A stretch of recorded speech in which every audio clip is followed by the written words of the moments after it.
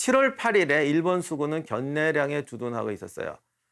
이걸 보는 이게 의미가 뭐냐면 견내량이라는 데는 지금 거제대교가 지나가는 곳이에요. 거제도하고 그 고성군 본토 사이인데 이게 임진왜란 연구하다 보면이 제일 문제가 우리가 그동안 간척 사업을 어마어마하게 해가지고 남해 바다는 그냥 뭐 지형이 다 바뀌었어요. 그리고 이게 또 조선 후기부터 사실은 간척을 합니다. 선두 간척을 하고.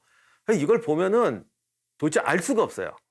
그래서 이걸 하려면 또 저기 그 옛날 지도를 찾아봐야 돼요. 근데 다행히 이번에 찾아봤더니 거제도 여기는 거의 매립을 안 했더라고요. 그래서 지금 그 거제대교 그 부근은 옛날 모습과 거의 똑같습니다. 다행히. 노량해전 벌어지고 이런 곳은 지금 완전히 땅이 되고 그랬어요. 아무튼 이제 요 견내량은 다행히 이제 옛 모습 그대로 있는데 이틀이 지났는데도 일본군이 거기 있었다는 것은 제 짐작에는 얘들도 좀 겁을 먹고 이 상황을 보고 있었던 것 같아요. 왜냐하면 우리가 전쟁하는데 뭐 조령, 문경세제 뭐 이런 말 하지만 양쪽이 절벽이고 이런 좁은 통로를 지나가려면 신경 쓰이잖아요. 그러니까 얘들도 거기를 이제 주춤해가지고 기다리고 있었던 것 같아요. 어떻게 보면 빨리 왔어야 되는데 주춤하고 있었거나 아니면 옛날 바다라는 게 도무지 알 수가 없는 게 그 제가 처음 시작할 때 왜 스시마에서 부산까지 오는데 새벽에 떠나서 뭐 오후에 왔다고 그랬는데 많은 분들이 그러니까 부산에서 스시마까지 그냥 한낮이랑 왔다 갔다 하는 줄 아시고 계신데 절대 그게 아니고 바람이 불면 6시간이면 가는데 그 바람이 재수 없으면 2달을 기다려야 불어요. 그래서 옛날에 건너가는 길이는 이 6시간이라고 말할 수가 없어요. 바람 부는 날까지 포함해야 됩니다.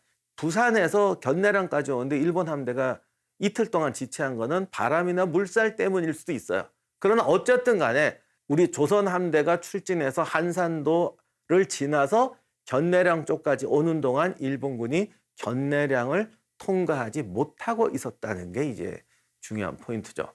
7일에 조선 함대가 이제 당포에 도착했더니 어떤 목동 하나가 이제 산에서 막 뛰어내려와 가지고 쟤들이 아직 저쪽에 정박하고 있다라고 가르쳐 줍니다. 그러니까 건너오지 않고 입구에 있다라고 가르쳐 줍니다. 이 목동의 이름이 김천손이라고 하는데 사실 전쟁 해보면 이런 분이 훌륭한 분들이에요. 근데 이분도 정말 자원에서 온 건지 아니면 이제 그 동네에 그런 뭐 의병이라든가 이런 조직이 이렇게 망대로 세워놨던 건지는 잘 모르겠어요. 그런 기록이 없는 게 너무 아쉬운데 이렇게 달려오고 딱 제 시간에 가르쳐주고 왜냐면 거기서 영등포에 있는 게 정확히 또 뭐 보이기도 하지만 정확히 모를 수도 있는데 와서는 제가 볼 때는 이 조직원이 아니었나 싶습니다. 그리고 왜냐하면 당시에 좀 우리가 슬픈 일이지만 일본에 협력하는 사람도 있거든요. 어느 나라나 전쟁 나면 또 저쪽 편에 드는 사람도 있어요. 그래서 누가 와서 이렇습니다. 이걸 믿을 수가 없어요. 너 누구냐? 그럼 누굽니다. 어떻게 믿어? 그래서 제 생각에는 이게 다 만들어 놨던 레지스탕스 첩보 조직이 아니었나 그런 사람을 하니까 믿고 조선군이 빨리 대응을 할 수가 있죠. 그래서 이때부터 조선군이 전투 준비를 하고 전략을 짜기 시작합니다. 이때 이제 이순신 장계에 의하면 견대량이 좁고 암초가 많아서 판옥선이 주력인 조선군한테는 불리하다. 그래서 견내량으로 들어가지 않고 넓은 바다로 끌어내려고 했다라고 말을 합니다. 근데 이제 가서 보시면 아니 견내량이 아무리 좁다고 그래도 가서 보시면 배가 이렇게 거기가 무슨 개천이 아닌데 이게 왜 좁다고 그래? 라고 하시는데 그 옛날 배를 모르셔서 그래요. 이 판옥선이 굉장히 커요. 근데 우리나라 배는 바닥이 평저선입니다. 그러니까 평저선이라는 게 이제 바닥이 평평하다는 거예요. 그러면 이제 많은 분들이 바닥이 평평하고 일본 배는 요즘 배처럼 이렇게 깊지는 않지만 일본 배는 조금 이렇게 들어가 있어요. 이거를 밑이 뾰족하다고 해서 첨저선이라고 합니다. 그럼 바닥이 넓으니까 파도가 치면은 잘 뒤집어져요. 이게 위험합니다. 근데 한려수도 같이 이런 조용한 바다에서는 뭐 나름대로 장점이 있는데 여기서 이제 중요한 착각하는 게 평저선이니까 이게 회전이 좋다라고 얘기하시는 분이 계신데 이거는 그럴 수도 있어요. 이론적으로 보면. 근데 바다라는 건 아무리 잔잔해도 파도가 치고 조류가 친다고요. 그러니 정말로 이게 이렇게 돌 수 있는 전 진짜 의문이에요. 배가 지금도 아무리 잔잔한 바다도 현재 배도 이렇게 안 틉니다. 이렇게 물살 따라 돌아요. 근데 과연 평저선이라고 이렇게 팽 돌겠어요? 그다 전복되지. 그래서 이거는 뭐 나중에 실험해 봐야겠지만 실제로 제가 봐서 절대로 이렇게 뱅글뱅글 돌 수 있는 수준은 아니라고 봅니다. 뭐 그럴 수가 있을지도 모르겠습니다만 보통은 좀 물살이 있다 치면 거기다 견내량이라는 것은 좁으니까 물살이 빠르잖아.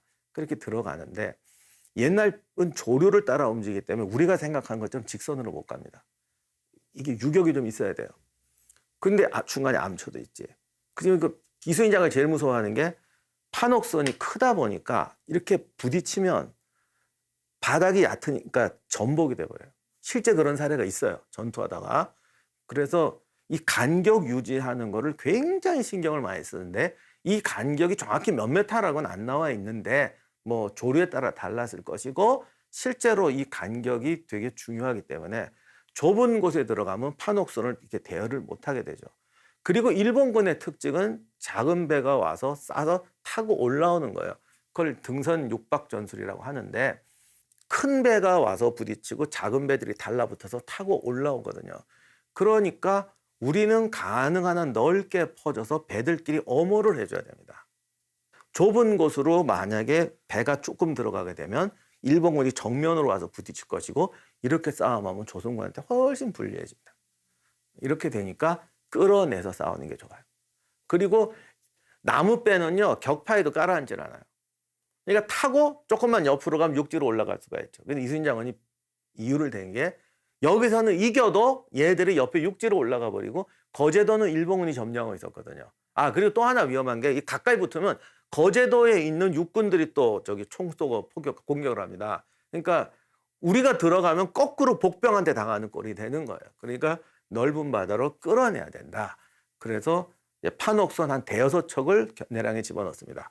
근데 대여섯 척을 집어넣었다는 걸 봐서는 그 정도 꽉 차는 규모나 아닌가 싶어요. 쫙 온이고 요게 이제 기술이죠. 가서 유인하는 게 생각처럼 쉽지가 않거든. 어쨌든 가서 이렇게 끌어내야 되는데 이게 성공했던 거는 조선군이 늘 이기고 있었고 대여섯 척이라는 게 적어 보이지만 좁은 해협에 그냥 들어오는 구조였던 것 같아요. 그러니까 일본군이 보니까 저것들이 이겼다고 이제 막 나오는구나 이렇게 마음을 먹고 쫓아 나오게 된 것 같습니다.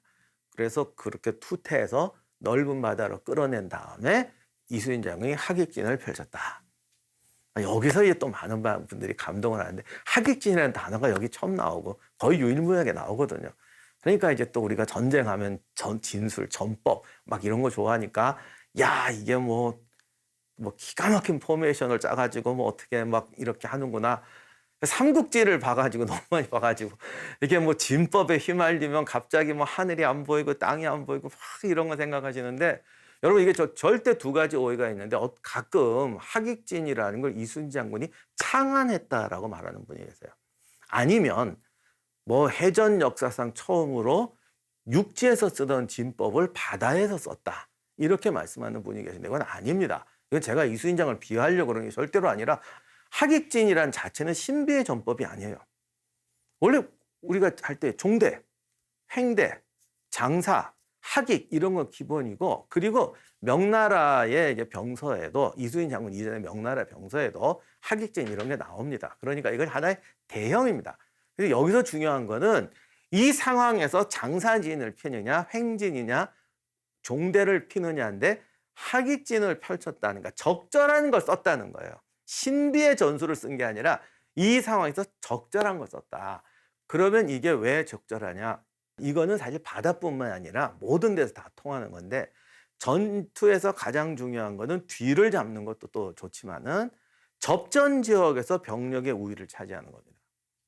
예를 들면 저쪽에 100만 대군이고 내가 10,000명이라고 해도 싸움터에서는 2대1로 싸울 수 있어요. 요거에 대한 가장 훌륭한 모범이 좁은 지역을 통과할 때. 좁은 지역을 적이 종대로 통과하잖아요. 그럼 바깥쪽에 적이 있으면 뒤에서 계속 병사가 나와야 되니까 앞에 먼저 들어간 애는 부채꼴 모양으로 펴지면서 어떻게든 방어선을 쳐야겠죠. 부채꼴 모양으로 피고 뒤에서 계속 나오면 이 부채꼴을 점점 넓혀가면 됩니다. 그런데 요때 수비하는 쪽에서 바깥쪽에도 같이 이렇게 선을 치는 거예요. 그러면 계곡에서 나와서 하는 부채꼴하고 바깥쪽에 있는 곡선을 하면 바깥쪽 선이 더 길겠죠. 전체 병력이 중요한 게 아니에요. 외선은 내선보다 길어요.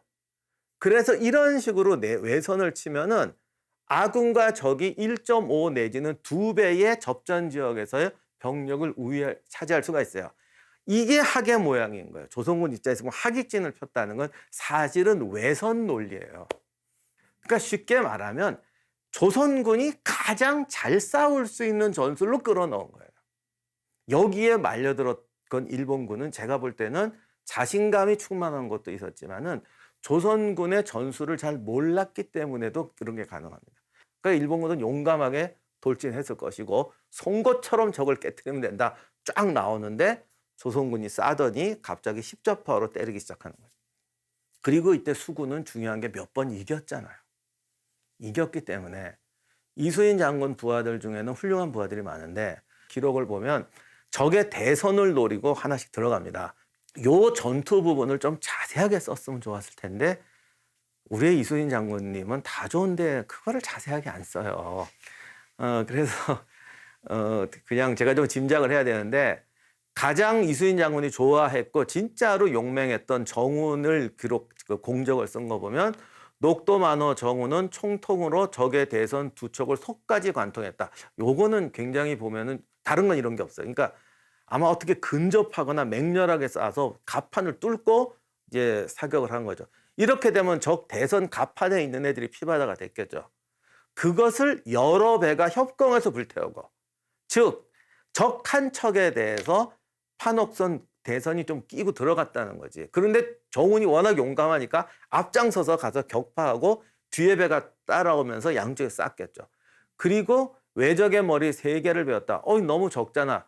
근데 이게 해전은 깔아앉아 버리고 하는 데다가 배를 이렇게 관통하면 다른 배들을 쫓아가야 되기 때문에 그 배를 끌어당겨서 올라타고 그러면 시간이 없어요. 그러니까 이수인 장군 부하들은 머리를 베는 것보다 적을 격퇴하는 게 중요했기 때문에 거기서 시간을 소모하지 않고 빨리 가는 거죠. 그런데 이 한산도 해전에 대한 이수인 장군의 장계를 보면 그 공적을 세운 부하마다 조선인 몇 명을 구했다. 조선인 몇 명을 구했다라는 기록이 있어요. 근데 많지는 않아요. 뭐 2명, 4명 그런데 이게 뭘까? 가만히 생각해 보면 조선인을 잡아다가 우리가 그 영화 배너 보시면 왜 노예나 잡아다가 쇠살 키고 밑에 노졌잖아요. 그러니까 배 부리는 사람으로 조선인을 쓴 거예요. 그래야 자기들 전투 병력이 절약이 되니까. 이게 배끼리 총 쏘고 대포 쏘고 부시고 불태우면 이분들이 과연 탈출할 수 있었겠느냐. 그 영화에도 보면 쇠사슬에 묶여 있다가 왜 배가 침몰하면 제일 먼저 죽잖아요.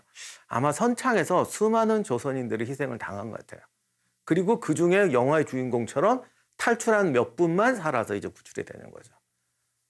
제가 이런 말씀 드리는 건 전쟁에서 이기는 것은 준비가 필요하고 준비가 없으면 패전이라는 것은 2중, 3중의 피해를 가지고 온다. 그분들이 자진해서 노조를 갔겠어요. 그리고 일본인 배에서 노를 줬다고 해서 뭐 그 사람들이 침입하거나 그러겠어요. 그리고 그렇다고 해도 또 이수인 장군이 그들을 공격했다고 해서 같은 민족을 공격했다고 말할 수가 있겠어요. 이게 전쟁의 비극인 거죠. 이상이 한산대전의 결과인데 제가 여기서 마지막으로 한 가지만 더 말씀드리자면 고려 말에 하도 왜구한테 당하니까 이 왜구를 막으려면 육지가 아니라 바다에서 막아야 된다. 그래서 소위 삼남 지역의 군대를 수군 중심으로 이렇게 개편을 합니다. 그러다 보니까 수군은 훈련이 잘 돼 있었던 거예요. 육지는 안 돼 있더라도. 그러니까 어떻게 보면 가장 가혹한 대우를 받았던 게 수군이에요.